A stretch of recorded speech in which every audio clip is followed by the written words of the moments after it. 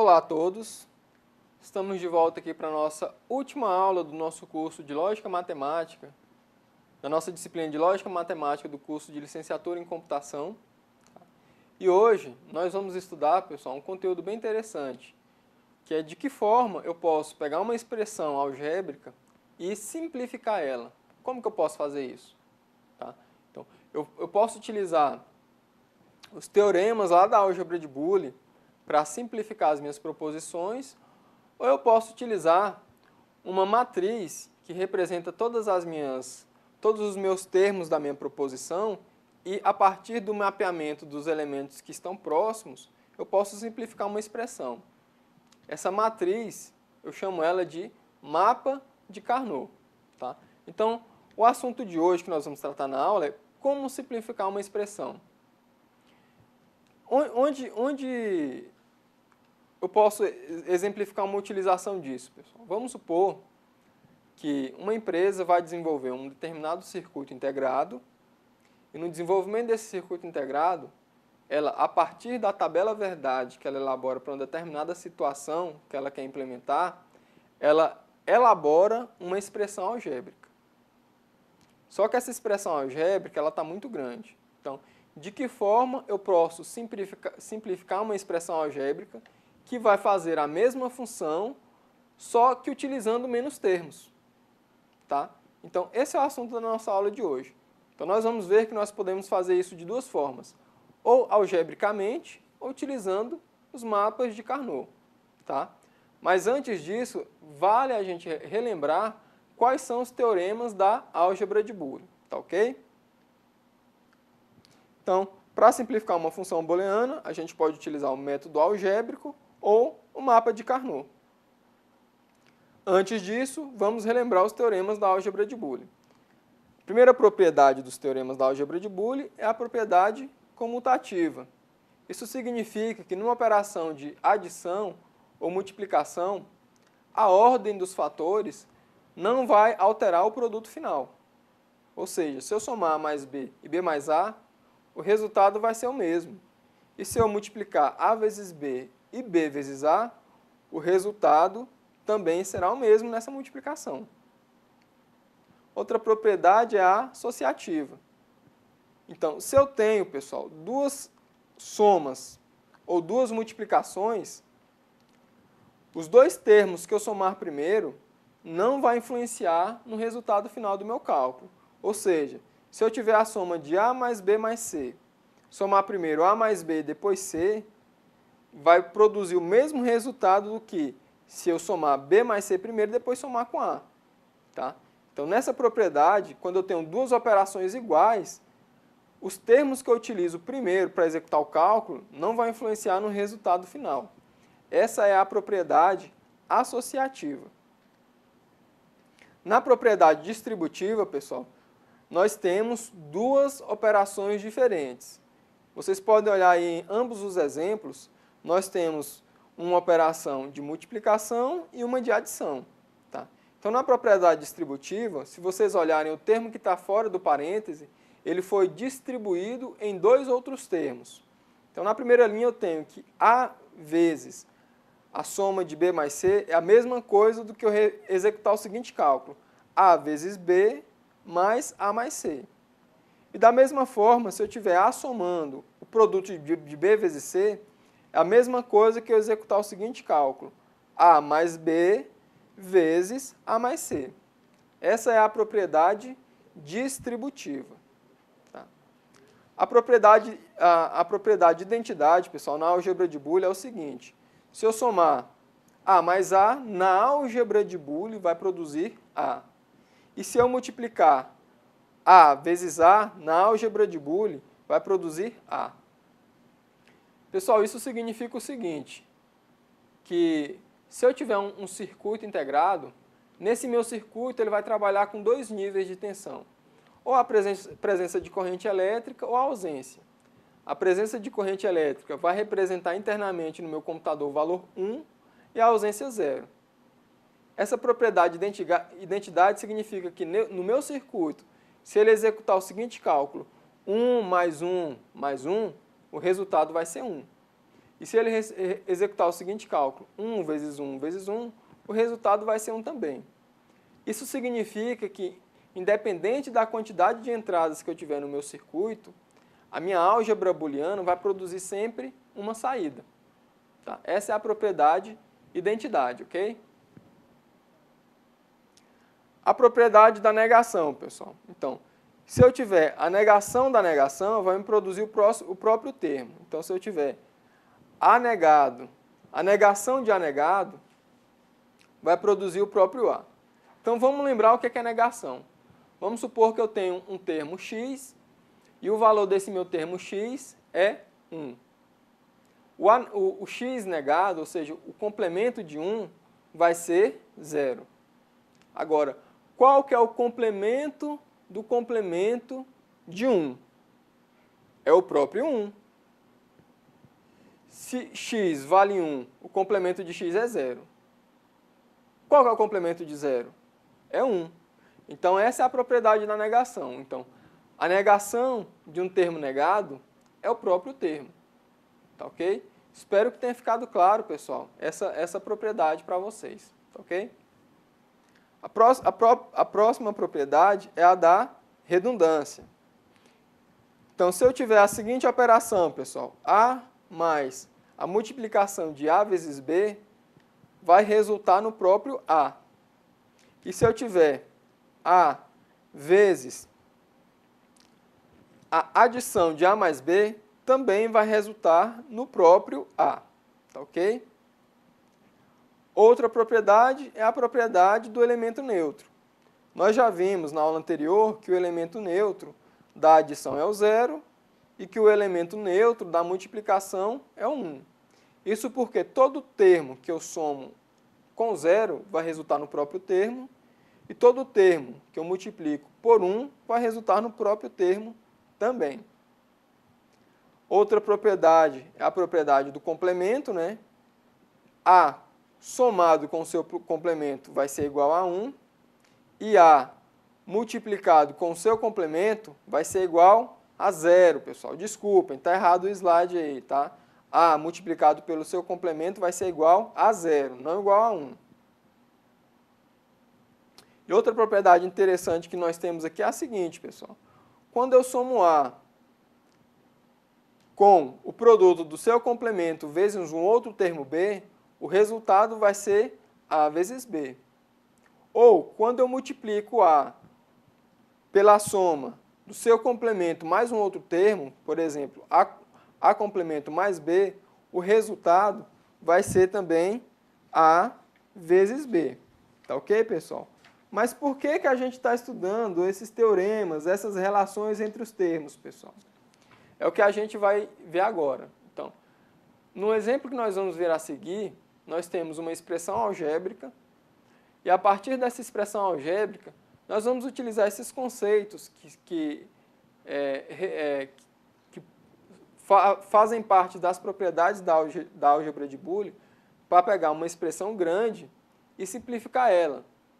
A função que essa expressão vai executar é a mesma, mas só que a quantidade de termos utilizada pela expressão ela vai diminuir. Tá? Então, nós temos uma expressão e dentro dessa expressão nós temos que encontrar alguma dessas propriedades.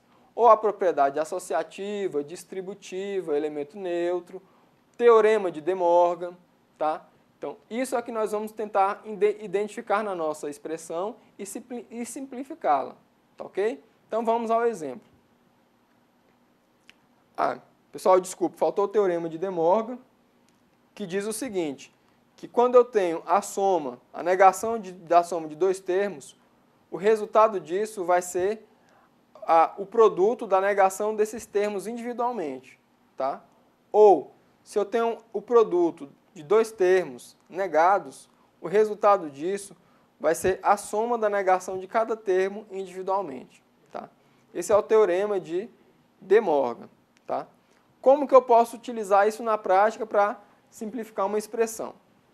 Então, vamos ao nosso exemplo. Então, nós temos um exemplo aqui, que nós temos a seguinte expressão matemática, expressão algébrica. A vezes B mais a soma de A negado mais B, tudo isso negado depois, mais A vezes C. O que que eu vou tentar identificar aqui, pessoal? Eu vou tentar identificar nessa minha expressão alguma propriedade que eu possa substituir por ela. Como, por exemplo, aqui. Nesse termo que nós temos dentro do parêntese mais interno, pessoal, eu posso enxergar aí o teorema de De Morgan, que me diz o seguinte, que a soma de A negado mais B vai ser igual ao produto de A mais B negado. Tá? Se vocês olharem esse A mais B negado aí, é exatamente o inverso do que está contido dentro do parêntese. Tá? Então, esse é o teorema de De Morgan. Se eu substituir, pessoal, essa propriedade do teorema de De Morgan na minha expressão, como que a minha expressão vai ficar agora? Vai ficar da seguinte forma. A vezes B mais A vezes B negado mais A vezes C. Tá ok? Então, esse já foi um primeiro passo. Eu já consegui simplificar um pouco a minha expressão. Posso simplificar um pouco mais? Posso, pessoal. Eu posso fazer o seguinte agora. Nessa minha expressão aqui, nesses meus dois primeiros termos, o que eu tenho em comum, pessoal? Entre A vezes B mais A vezes C. Qual termo que está comum aos dois aí? É o elemento A. Se eu colocar o elemento A em evidência, como que ficaria a nossa expressão, pessoal? Ficaria da seguinte forma. A que multiplica B mais B complemento. O que é isso na verdade, pessoal? Se vocês repararem, o que eu fiz aí foi exatamente a propriedade distributiva ao contrário. Então, se eu pegar A e multiplicar por cada termo dentro do parêntese, vai me resultar a expressão anterior. Tá ok? Só que o seguinte, pessoal, qual que é o produto de B mais B complemento? Qual que é o resultado da soma de um determinado termo com seu complemento? É uma das propriedades da álgebra de Boole. Então, a soma de qualquer termo com seu complemento vai ser igual a 1, pessoal. Então, nós chegamos nessa seguinte simplificação da nossa expressão. Tá? Aqui. A vezes 1 mais A mais C. Tá? Essa propriedade aí, que nós vimos anteriormente, nós ainda podemos simplificar ainda mais esse termo. Então, quando eu tenho A que soma A mais C, nós podemos aplicar aqui a propriedade da redundância e que vai me resultar no seguinte. A que soma A mais C vai ser igual a A. Então, pessoal, toda aquela expressão que nós vimos, ela se resultou a um único termo, que é a letra A. Então, para isso que a gente utiliza essas propriedades da álgebra de Boole. Dessa forma, a gente tem a possibilidade de, a partir de uma expressão grande, complexa, simplificá-la. Tá ok? Esse é um método. O outro método que a gente pode utilizar são os mapas de Carnot. Então, vamos a um exemplo do mapa de Carnot, pessoal. Vamos supor que eu tenho a seguinte expressão. X é igual a complemento vezes B complemento vezes C complemento, mais A complemento vezes B complemento vezes C, mais A complemento vezes B vezes C complemento, mais A vezes B vezes C complemento. Em cima dessa expressão, pessoal, eu criei essa tabela. Tá? Essa tabela tem 8 quadradinhos, tá? Tem 8 células. Cada célula dessa aqui, pessoal, identifica o produto de 3 desses termos. Tá? Então, onde que estaria localizado, pessoal, o termo que engloba o produto de A complemento vezes B complemento vezes C complemento, pessoal? Estaria nessa célula aí. Ó. Se vocês olharem, se eu fizer um cruzamento das coordenadas de A complemento vezes B complemento vezes C complemento, a única célula que tem essas coordenadas é essa aí. Agora, onde que eu localizaria, pessoal, o seguinte termo? A complemento vezes B complemento vezes C. Seria aqui. Se a gente novamente fizer o cruzamento das coordenadas, só essa célula atende essa necessidade, tá? Agora, pessoal, onde que ficaria a célula que identifica o seguinte termo? A complemento vezes B vezes C complemento. Seria nesse ponto aqui, ó. É só fazer o cruzamento das coordenadas novamente. E por último, nós temos A vezes B vezes C complemento. Novamente, pessoal, só tem uma célula que atende a essas coordenadas. E qual seria ela? Seria essa aqui, tá? Depois que eu identifico, pessoal, os termos da minha expressão com uns no meu mapa de Carnot, todas as outras células eu vou preencher com zeros. Então, ficaria dessa forma o nosso mapa de Carnot. Agora, para eu simplificar essa expressão utilizando o mapa de Carnot, eu vou tentar, pessoal, agrupar os uns, tentar identificar todos os uns e agrupá-los, tá? De 2 em 2, de 4 em 4, de 6 em 6, tá? Então, de acordo com a disposição de zeros e uns nesse meu mapa de Carnot, como que eu posso agrupá-los, pessoal? Eu posso agrupá-los de duas formas. A primeira forma que eu posso agrupar são os dois uns que pertencem à mesma linha, que seria isso aqui. Eu posso agrupá-los. Só que como que eu simplifico uma expressão através disso, pessoal? Se a gente olhar, pessoal, nesses dois uns aí, existem termos que são comuns a esses dois uns. Quais são os termos, pessoal? São os termos A complemento e B complemento. Então, o A complemento e o B complemento está comum a essas duas células. Então, essa simplificação me representaria esses dois valores uns aí, tá? Ou seja, independente do C, o A complemento e o B complemento vai ser comum a ambos, tá? E de que forma eu posso agrupar os dois uns, pessoal? Eu posso agrupá-los na forma de coluna, tá? Depois que eu agrupo esses dois uns, pessoal, que termos que são comuns a esses elementos? A gente pode identificar que os termos que são comuns a esses elementos é o termo C', não é, pessoal? Então, dessa forma, eu tenho que o meu B e o meu C' são comuns, tá? Independente do valor do A, o meu B e o meu C' são comuns aos dois termos. Então, dessa forma, pessoal, eu parti dessa expressão algébrica em cima e utilizando o mapa de Carnot para agrupar os uns que eu preencho no meu mapa de Carnot, eu cheguei nessa expressão simplificada aí. Tá ok, pessoal? Então, dessa forma, nós terminamos a nossa 7ª aula, mostrando como que a gente pode fazer a simplificação de expressões algébricas. Esse assunto exige prática, não tem como aprender esse conteúdo se não praticar.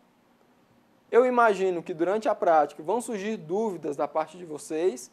Conforme as dúvidas forem surgindo, pessoal, nos procure no fórum, que estaremos lá à disposição, tá? Então, um abraço a todos e até a próxima oportunidade.